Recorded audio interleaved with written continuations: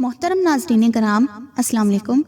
آج ایک نئے ٹاپک کے ساتھ حاضر خدمت ہوں۔ ناظرین کرام، اللہ تعالیٰ نے تمام جانداروں کو پیدا کیا، جن میں سے بہت سے جاندار حلال ہیں اور بہت سے حرام۔ ایسے ہی خنزیر کے ساتھ بھی ہے، جس کو اللہ نے غلیظ اور حرام قرار دیا ہے۔ اب سوال یہ پیدا ہوتا ہے کہ اگر خنزیر غلیظ اور حرام ہے تو اس کے پیدا کرنے کا کیا مقصد تھا؟ اس کو کب پیدا کیا گیا؟ اس کے پیچھے اللہ کی کون سی حکمت پوشیدہ ہے؟ یہی میری آج کی ویڈیو کا موضوع ہے۔ اللہ تعالیٰ نے خنزیر کا ذکر قرآن کریم میں 4 مرتبہ فرمایا ہے۔ سورہ بقرہ آیت نمبر 173، سورہ مائدہ آیت نمبر 3، سورہ الانعام آیت نمبر 145، سورہ نحل آیت نمبر 115۔ قرآن کریم میں اللہ تعالیٰ نے سور یعنی خنزیر کا نام لے کر اس کو حرام ارشاد فرمایا اور اس کا گوشت کھانے سے منع فرمایا ہے۔ کسی اور جانور کا نام لے کر اسے حرام نہیں کہا گیا۔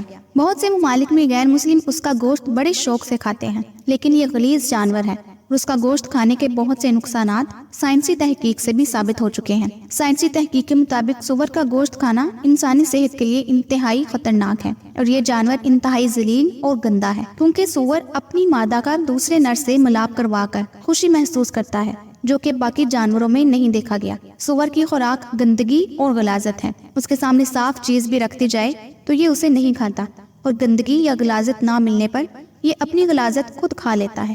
ناظرین، اب سوال یہ پیدا ہوتا ہے کہ اس قدر گندے جانور کو اللہ رب العزت نے کیوں پیدا فرمایا اور سور کی تخلیق کے پیچھے کیا وجہ تھی؟ حضرت عبداللہ بن عباس رضی اللہ تعالیٰ عنہ نے ایک حدیث مبارکہ کو روایت کرتے ہوئے فرمایا کہ جب حضرت عیسیٰ ابن مریم علیہ السلام کے حواریوں نے آپ علیہ السلام سے کہا، اے عیسیٰ علیہ السلام، آپ ہمارے لیے کسی ایسے انسان کو زندہ فرما دیجئے جو ہمیں حضرت نوح علیہ السلام کی کشتی کے متعلق درست معلومات فراہم کر سکے، تو حضرت عیسیٰ علیہ السلام نے تھوڑی سی مٹی کو اٹھایا اور فرمایا کہ یہ مٹی حام بن نوح کی مٹی ہے۔ پھر آپ علیہ السلام نے اس مٹی پر اپنا آسا مارا تو ایک بوڑھا شخص اٹھ کھڑا ہوا۔ جب اس سے کشتی نوح کے بارے میں سوال کیا تو اس بوڑھے شخص نے بتایا، حضرت نوح علیہ السلام کی کشتی 1200 گز لمبی اور 600 گز چوڑی تھی۔ اس میں 3 منزلیں تھیں۔ پہلی منزل میں حضرت نوح علیہ السلام اور تمام جانور موجود تھے، دوسری منزل میں انسان تھے اور تیسری منزل میں پرندے تھے۔ جانوروں کی غلاظت کی وجہ سے کشتی میں گندگی پھیل گئی اور بدبو اٹھنے لگی، جس کی وجہ سے حضرت نوح علیہ السلام بڑے پریشان ہوئے اور اللہ تعالیٰ سے دعا فرمائی، تو اللہ رب العزت نے حضرت نوح علیہ السلام کی طرف وحی فرمائی اور آپ علیہ السلام کو حکم دیا کہ اے نوح،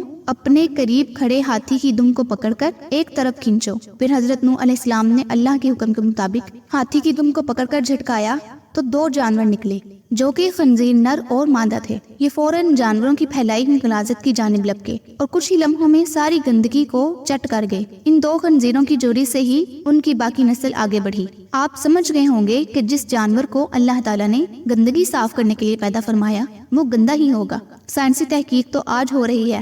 اللہ رب العزت نے 1400 سال پہلے سے ہمیں اس جانور کی حقیقت سے آگاہ فرما دیا تھا۔ بے شک ہر چیز کا مالک اور خالق اللہ ہے اور جیسا چاہتا ہے کرتا ہے۔ ہمیں ہر صورت اس کے احکامات پر سر تسلیم خم کرنا پڑے گا، اسی میں ہماری دنیا اور آخرت کی بھلائی ہے۔ اگر آپ کو میری یہ ویڈیو پسند آئی ہے تو اپنے دوستوں کے ساتھ بھی شیئر ضرور کیجیے گا۔ دعاؤں میں یاد رکھیں۔ اللہ حافظ۔